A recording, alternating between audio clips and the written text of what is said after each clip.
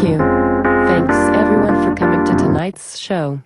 This is Julia Anderson with Real Talk. For Black History Month, we are going to give little-known historical facts about, well, Black history. Sitting in our chair tonight is Dr. Brianna Jackson. Welcome to our show, Dr. Jackson. Thank you for having me here. Tell us a little about yourself.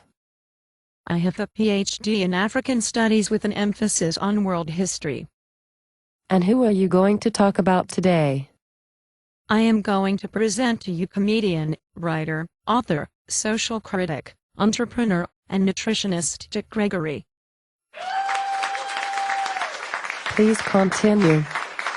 Richard Claxton Gregory was born on October 12, 1932, in St. Louis, Missouri. His mother cared for white children on the other side of town, while Dick, the eldest of 5 children, did odd jobs to help support his family. Gregory was a gifted track and field athlete but a poor student. He stated that while in high school he ran to get away from being the poorest kid on the block. His physical gifts saw him set records and win championships. Because of this, Dick was awarded a scholarship to Southern Illinois University. I have never had a problem with Black kids using sports to better themselves. We just need to make sure that the education goes along with it. In 1954, Dick was drafted into the Army. Being one to make jokes and defy authority, it is said that a commanding officer told Gregory to enter and win the Army's talent show or face a court-martial. Dick won this and many other Army talent shows. That's what I call motivation.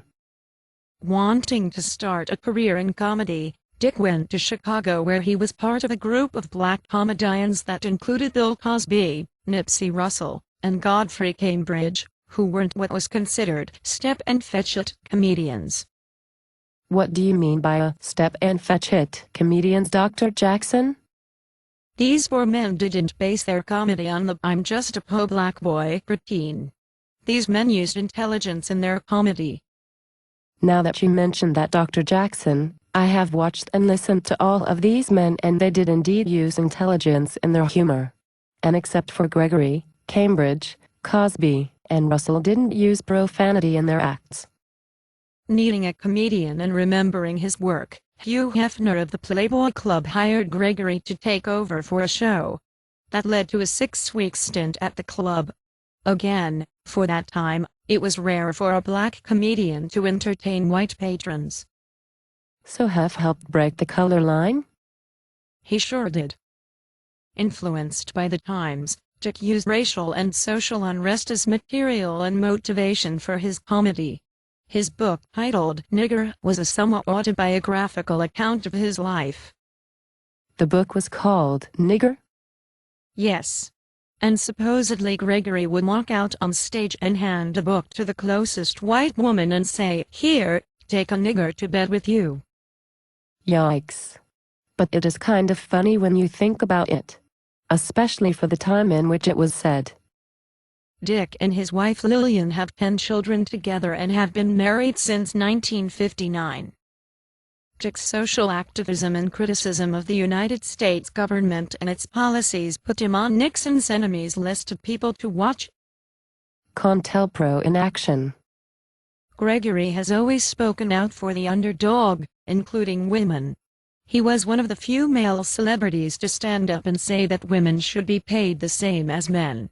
He was also a strong proponent of the ER and marched on Women's Equality Day. Go ahead, Dick. In 2000, Dick was diagnosed with lymphoma and told it is the worst kind you can have and there is nothing we can do about it. Undeterred, he uses a vegetarian lifestyle along with herbs and exercise to keep fit. After 11 years, he must be doing something right. He also started a weight loss program that includes the advocacy of eating raw fruits and vegetables. His Bahamian diet nutritional drink has been used by many people to lose weight by going on juice fasts. Dick Gregory has been and still is a dynamic public speaker at colleges and events all over the world. He spoke at the University of San Diego last night and his show was unreal. He makes you think while he is making you laugh. Thank you, Dr. Jackson, for this interesting presentation. After last night's performance and this presentation, I feel like Dick Gregory is part of my family. Thank you for having me here today. I want to thank you all for coming to the show. This is Julia Anderson with Real Talk. Bye-bye.